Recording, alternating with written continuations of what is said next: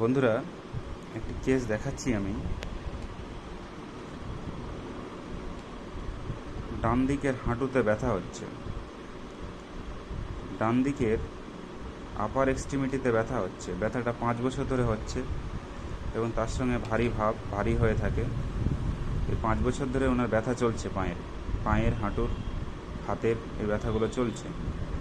কিন্তু রুগীর বাম দিকে কোনো অসুবিধে নেই, বাম দিকে খুব একটা ব্যথা নেই।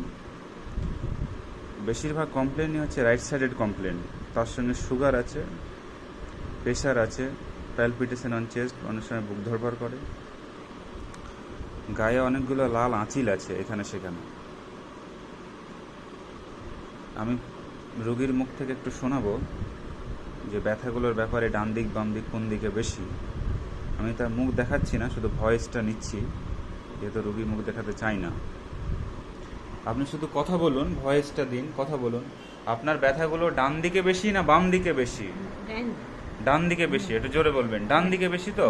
ডান দিকে বেশি। ডান দিকে মনে করে পাখানা হনে হাত হনে ভারী হয়ে রয়েছে, কচুর গোড়া হনে, আর এই পায়ে হাঁটুর নিচে হনে খুব ব্যথা, আর এই পা দুখান কিন্তু ভারী হয়ে রয়েছে ডান দিকে। হ্যাঁ, সো ব্যথাগুলো হচ্ছে বেশিরভাগই ডান দিকে।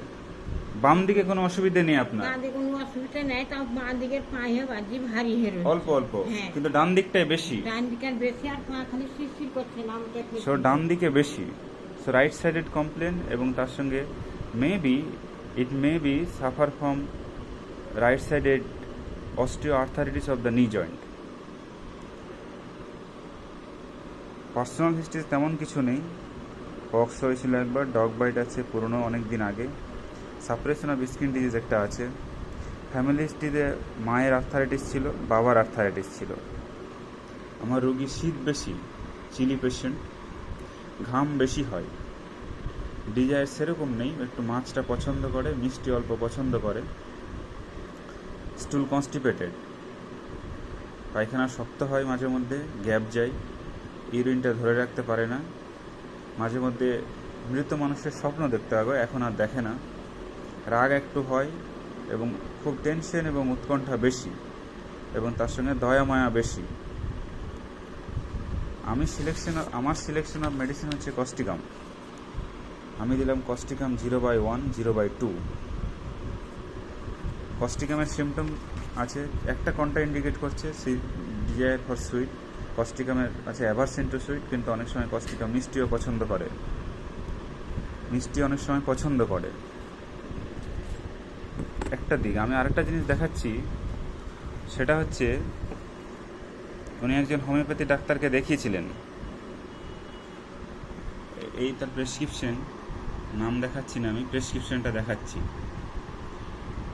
1 নাম্বার দিয়েছে স্টারনাম 200, 2 দিয়েছে কস্টিকাম 200। বন্ধুরা, ডোজটা দেখে নিন একবার। সকালে 20 ফোঁটা, দুপুরে 20 ফোঁটা। কোথায় পেলো তা জানি না, কোন বইয়ে পড়েছে তাও জানি না। তার সঙ্গে দিয়েছে সিজিজিয়াম রাউলফিয়া। এই যে 1 নাম্বার বলেছে এটা সকালবেলায় 20 ফোঁটা, 2 নাম্বার দুপুরবেলায় 20 ফোঁটা, তাই তো? 3 নাম্বার খাওয়ার পরে, 3 নাম্বারটা দুপুরবেলায় খাওয়ার পরে, 4 নাম্বারটা রাত্রে। এই 4 চলছে, এই 20 ফোঁটা 20 ফোঁটা 20 ফোঁটা করে চলছে। পোটেন্সি দিয়েছে 200, স্টারনাম 200, কস্টিকাম 200। কেন দিল তাও জানি না।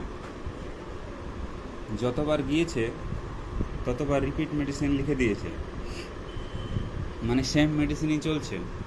আবার গিয়েছে 6-7-এ, আবার সেম মেডিসিন রিপিট লিখে দিয়েছে। তারপরে 6-8-এ গেছে, আবার সেম মেডিসিন লিখে দিয়েছে। মানে এই রিপিট মেডিসিন 3 মাস ধরে এই চলছে। 1 নাম্বার সকালে স্টারনাম, দুপুরে কস্টিকাম, এরকম চলছে। It is homeopathy, it is polypharmacy. এভাবে তো হোমিওপ্যাথি হয় না, এভাবে তো রোগ সারবে না, রোগী সারেনি। রোগী আমার কাছে এসছে, আমি কেস টেকিং করলাম এবং ওষুধ সিলেকশন করলাম। ফলো আপ দেখাও বন্ধুরা তোমাদের, রোগী কেমন থাকছে।